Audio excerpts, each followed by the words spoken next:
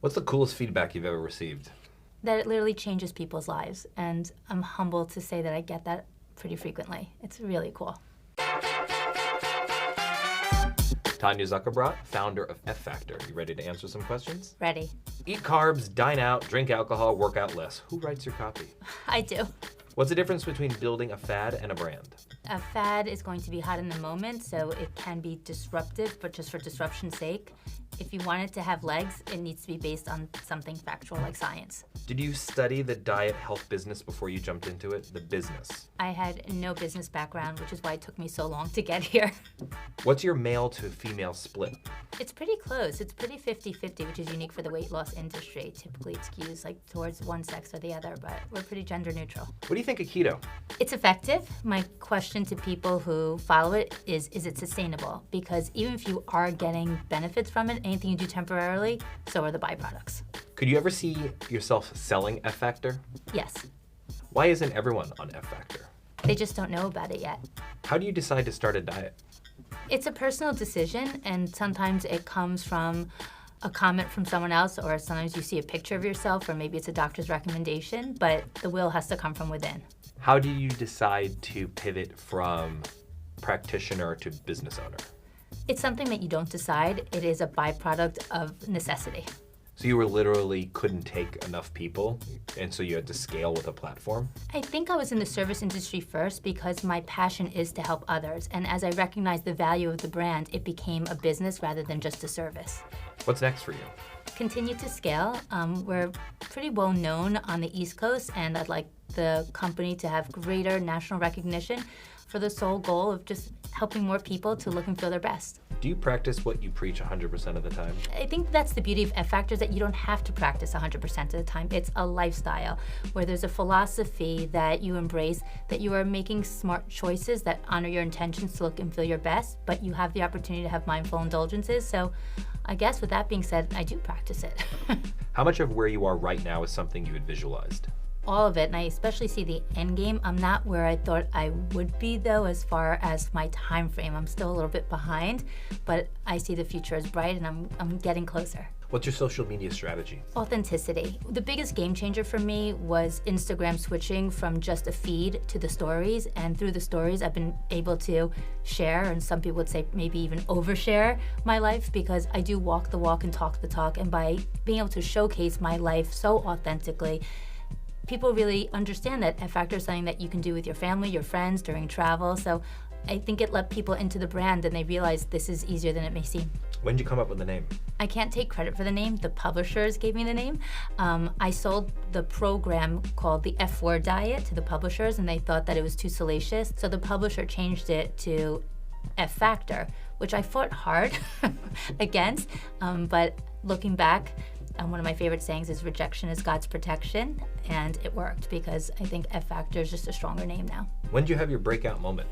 I'm not sure I had it yet, but I'm hoping if I think about a piece of press that really sort of put me on the map, the New York Times did a feature about me, but what was interesting was it didn't land in the science section, the business section, it was in the style section.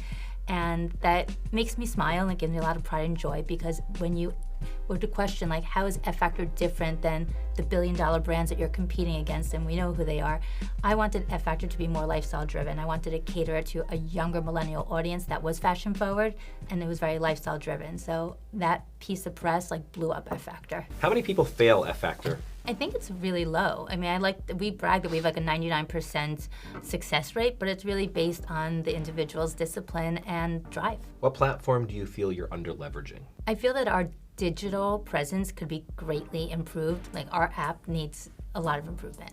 And I think once that gets going, it's gonna kill it. What is the key to your brand? It's effective. What's your biggest business challenge? Growth. I have not raised any capital. It's been self-funded and bootstrapped this entire time. So I think for us to really grow and to see that hockey stick growth, we need to add personnel and more marketing dollars.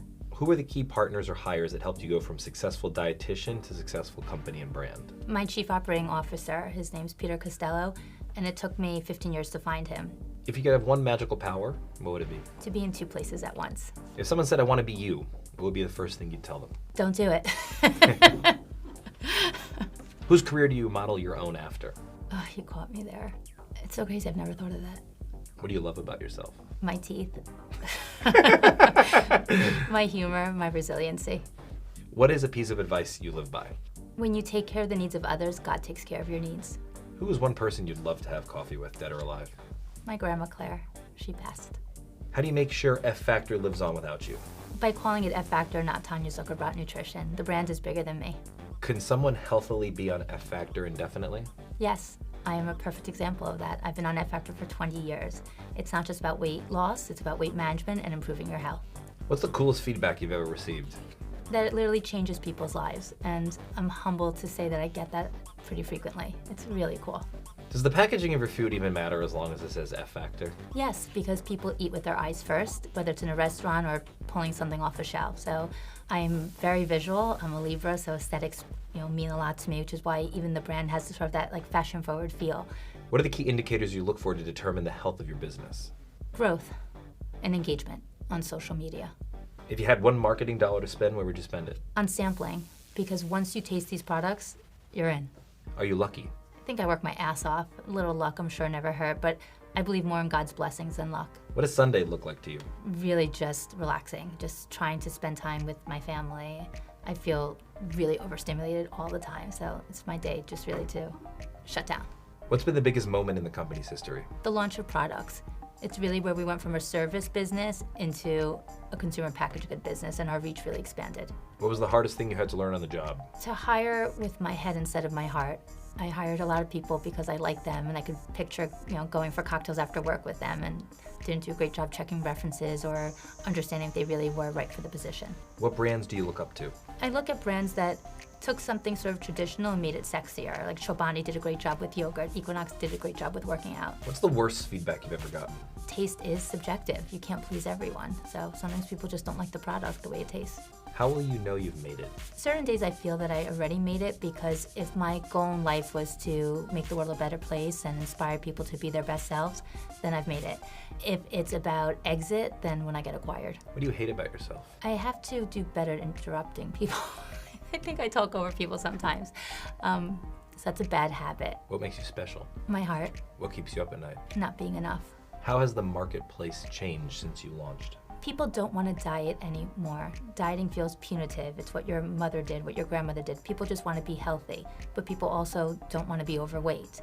You want to offer a solution that feels lifestyle driven, but removes the feelings of deprivation and denial from people's experience. What part of the business sucks?